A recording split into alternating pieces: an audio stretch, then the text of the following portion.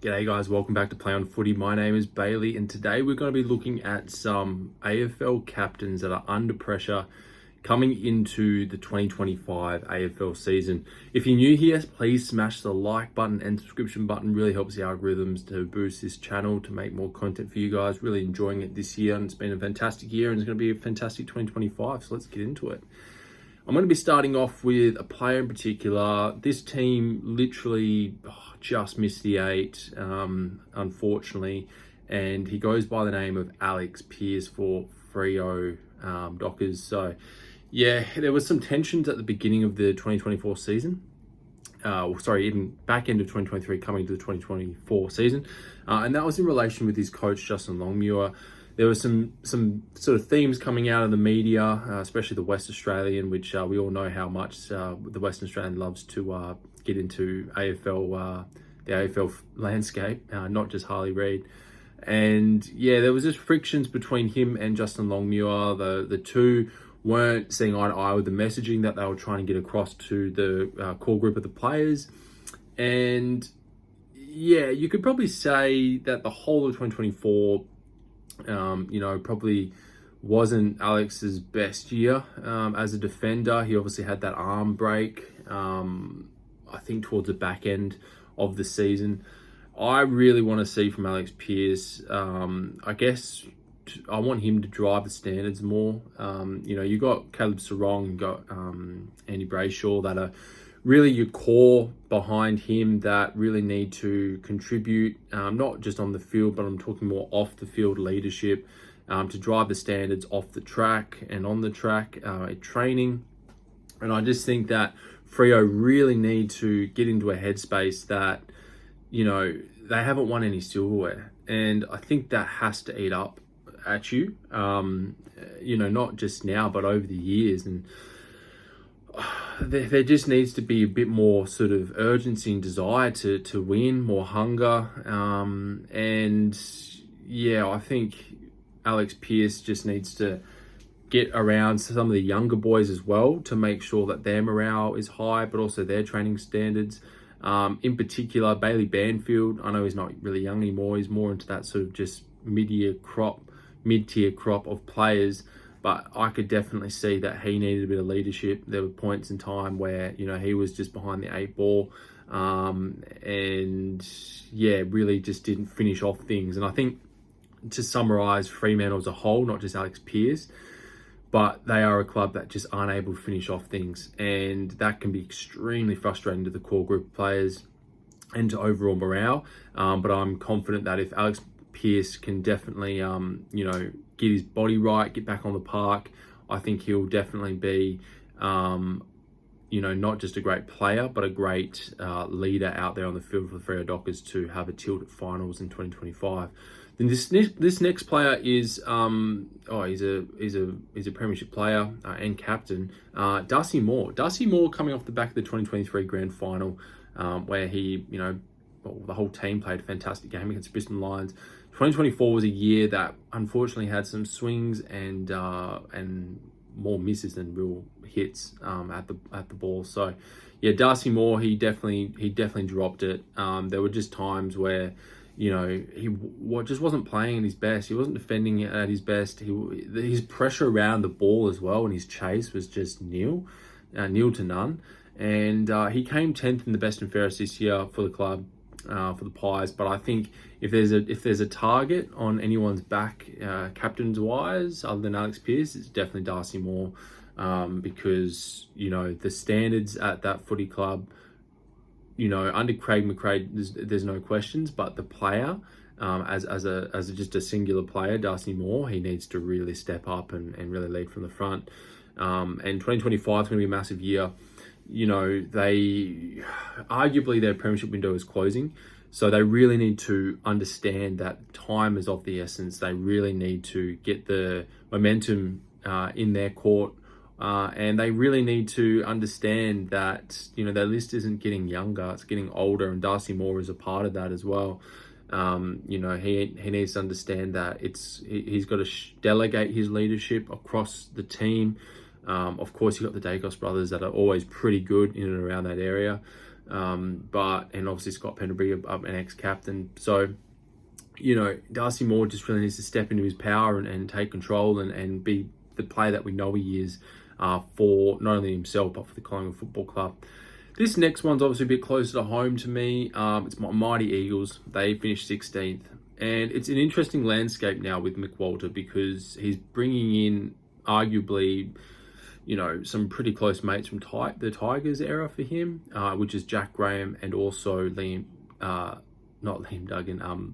Baker. And so it's going to be interesting to see what happens, because I honestly believe in 2024, the captaincy of these guys, they are the next generation coming through, arguably.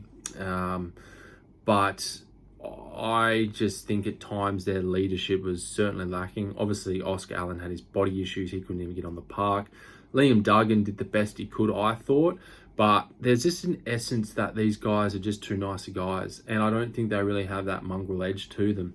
There was an interview where Glenn Jakovic basically got Oscar Allen post-game to interview him on his thoughts of, what he thought the players were going through. They were just going through the motions. None of them were buying in.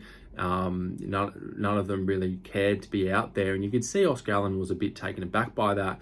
But that really is what a lot of the fans were thinking. And I think at the end of the day, you've got to take ownership, not only in your own performance as a player and captain, but as the whole team. And I think that shift really came through when the Eagles won against North Melbourne. You could see that the players in that group that played in that game really were, I guess, wanting to prove something. And they certainly did prove that. To win in Blundstone Arena in Hobart is something that the Eagles haven't done in a long, long time. I think maybe that was the first time they've ever done it, to be honest. But those two guys, Oscar Allen and Liam Duggan, are going to have more support around them through Liam Baker and Jack Graham. But it'd be interesting to see what McWalter thinks. Does he think that this duo are the right people to lead the club in terms of captaincy and shared captaincy, I should say. So that they are in my line of sight for 2025. I'm not convinced fully. I know there's a lot of water to go under the bridge in terms of what McWalter wants to bring to the table structurally and how he wants to set things up in terms of the players that are going to be in the best 23, etc., etc. However, I'm just not convinced going forward that these guys really do know how to not only just play good football, but as a collective to bring people together to develop the younger blokes and all that sort of stuff. So, yeah, TBC on that one. The next player is a guy that's, look, as a player, you cannot fault this player. He is arguably the one player, or if not one of the two players that actually cares about the club, that tries his guts out every week, and that's Zach Merritt. Zach Merritt is one of those players that you would love to have at any club. However, as a captain of the Bombers, is he, I guess, being utilised in the best way there at the Bombers? I mean, it must be frustrating, right? But he is a player that you just can't fault. He honestly is a really good player. He's unfortunately a captain of a club that has no sense of direction, and this is no sort of fault of Zach Merritt. I just think that as a collective, people around him are letting Zach Merritt down. And I think he's going to be definitely one to watch to see if he, wants to say it, Bombers beyond 2025.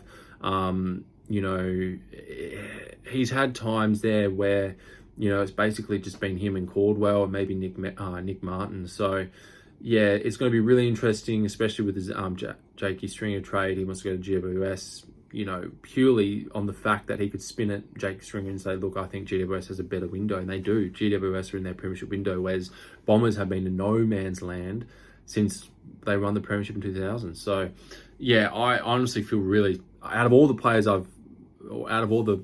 names I've mentioned today, I feel for Merritt probably the most, just because of his willingness. And every time he gets to a contest, he bashes and crashes and gets that peel and disposes of it really, efficiently and effectively. I can't fault him as a player. As a captain, I just think he's at a loss. I just don't think he knows what to do to not only keep morale up, but have that sense of belief that they can even play finals in 2025, let alone this year in 2024. This year, I really got the sense that they started off strongly and then they just faded into oblivion. And, that's been the the theme somewhat of the Bombers of the last 24 years. So yeah, no, not great. But I do wish him the best coming into 2025, and I hope he really can obviously play great football, which he has been doing, but just to actually lead this team into some sort of direction other than not playing finals. And the last player I've got here, this one I was debating in my head because I really didn't know whether or not to really go. Again, he's a bit like Merritt. He's not a bad player by any means. And this isn't necessarily about these captains being bad players. It's about their leadership qualities. But I put down Jordan Dawson. And the reason I've done this is you could notice when Jordan Dawson wasn't playing right. I think he had some concussion at some point where he sat out for maybe like 2 weeks.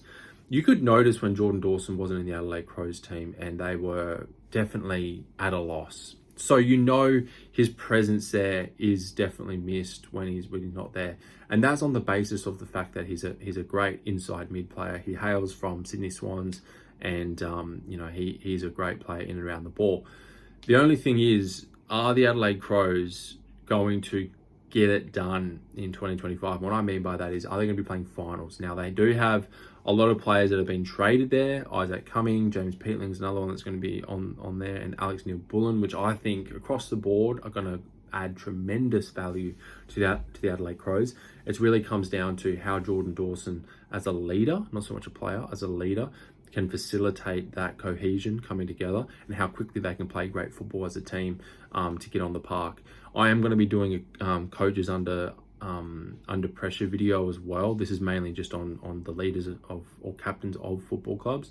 But yeah, Jordan Dawson is definitely sort of in that same category as Merritt. They're not bad players. It's just how can they lead their crop of players or their team members to finals, and that's what they all play footy for, is to play that extra bit in September, go deep in September. So what do you guys reckon? Comment down below. Do you reckon I've missed anyone else or another team captain that you think probably needs to be brought to light in terms of, should they have the microscope under their sort of performance in 2025? But yeah, what do you reckon? Comment down below, like, subscribe, and I'll see you in the next one, guys. Cheers.